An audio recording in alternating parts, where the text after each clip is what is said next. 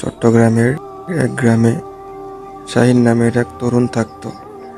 সে শহর থেকে ফিরে গ্রামের পুরনো বাড়িতে উঠেছিল, যেটা বহু বছর ধরে খালি পড়েছিল। বাড়িটা তার দাদার আমলের। বড় বড় কড়িকাঠের ছাদ, অন্ধকার বারান্দা, আর পিছনের দিকে এক অদ্ভুত কুয়ো।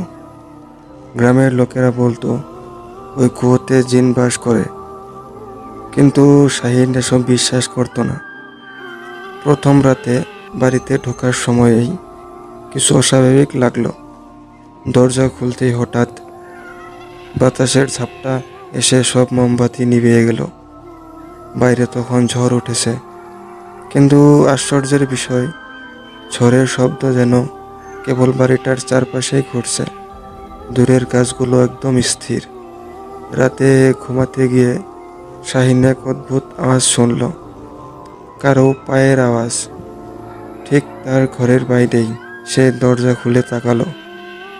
কেউ নেই, কিন্তু মেঝেতে ভেজা কাদা, যেন কেউ পা টেনে টেনে হেঁটেছে।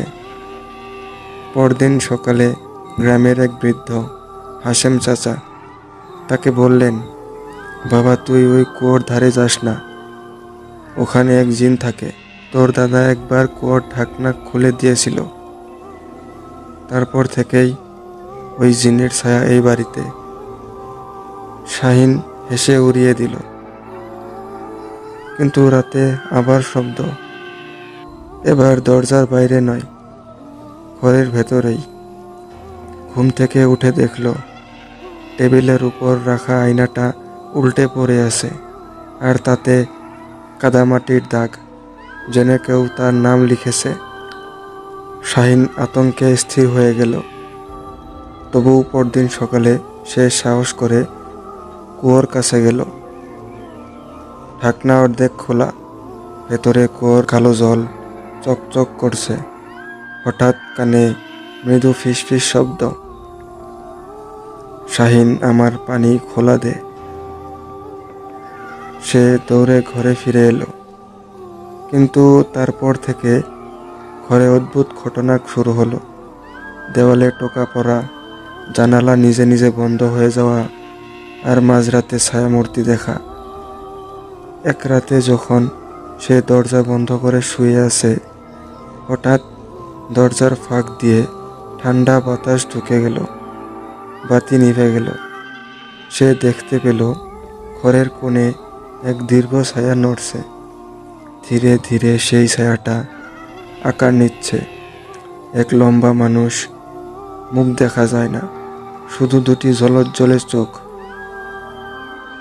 তুই আমার কুয়ো খুলে দিলি কেন না? গর্জে উঠল কণ্ঠটা। শাহিন জবাব দিতে পারল না। গলা শুকিয়ে কাঠ হয়ে গেল তার। ছায়াটা এগিয়ে এলো, তার সামনে এসে দাঁড়ালো। তারপর হঠাৎ অদৃশ্য হয়ে গেল, কিন্তু বাতাসে কুয়োর গন্ধ পচা পানির মতো ছড়িয়ে রইল। পরের দিন সকালে হাশেম চাচা দেখতে এলেন, কিন্তু শাহিন আর ঘরে নেই। শুধু তার মোবাইলটা মেঝেতে পড়ে, আর দেওয়ালে কাদায় লেখা, আমি তাকে নিয়ে গেছি। গ্রাম জুড়ে খবর ছড়িয়ে পড়ল।